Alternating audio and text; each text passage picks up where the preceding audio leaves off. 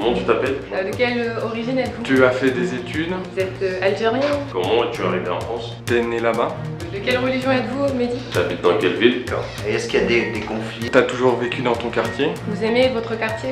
Et c'est dû à quoi selon toi ces tensions? Qui pense quoi de la France? Tu te sens bien en France? Est-ce que c'est multiculturel? Ça se dégrade à quel niveau? Qu'est-ce qu'il faudrait améliorer? Qu'est-ce que vous entendez par raciste? T'es bien intégré? Vous pensez que ça pêche à quel niveau? Qu'est-ce que tu peux apporter comme solution? Tu vas voter?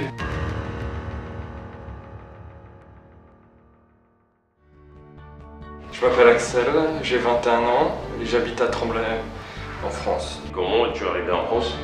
J'y suis née. Ah, vous êtes né ici? Vous êtes algérien? Je suis d'origine tunisienne, je suis franco-tunisien. Tu es venu en France il y a combien de temps? Bon, je suis né ici, mais je suis allé grandir au Mali, principalement à Kati. Maintenant, je suis née en Algérie et je suis venue à 6 mois ici. Ça va, ça se passe bien dans ton pays?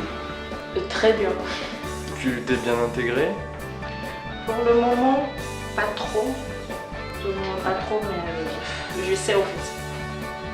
Tu essaies? Ouais. De quelle religion êtes-vous, Mehdi?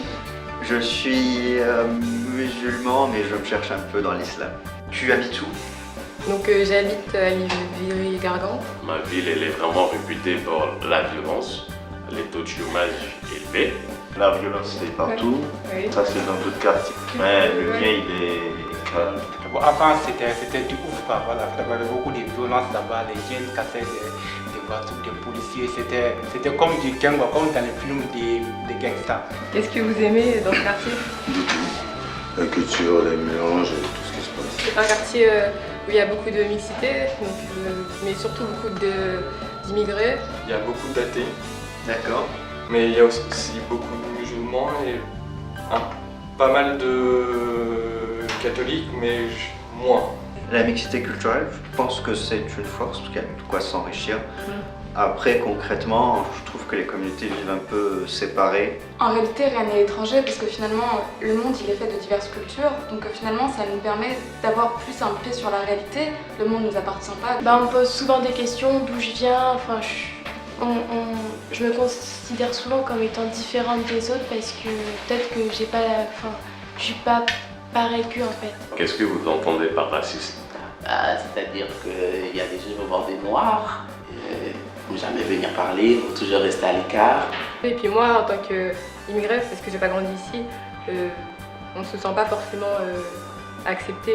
Quelque part, au-delà des frontières du pays, il y a la grandeur de la planète et on est tous dessus. Et c'est à un moment, il va falloir les pousser, ces murs, pour résolver nos problèmes qu'on a tous en commun. Qu'est-ce qu'on doit changer en France?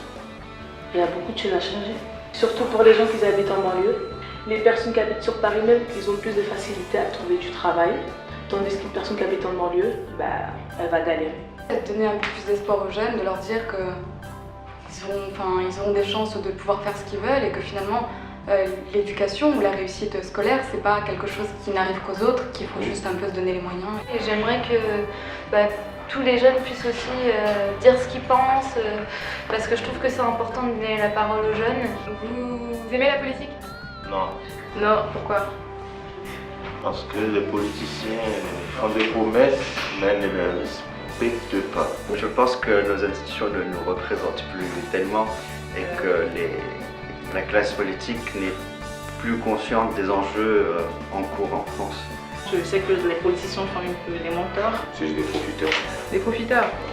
Tout mettre sur les politiques, c'est un peu trop facile, mais ils ne sont pas exempts de défauts. Pour moi, la politique, elle est vraiment essentielle pour le bon vivre ensemble.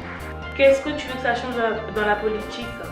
Moi, je pense qu'une des principales choses qu'on pourrait améliorer, c'est créer des lois par référendum uniquement. J'aimerais qu'ils offrent des emplois d'abord aux jeunes, parce que là-bas, il y a beaucoup de jeunes qui n'ont pas d'emploi. En fait, tout se fait pour moi en interne, en politique. C'est-à-dire que la politique, c'est celle qui organise la société en général.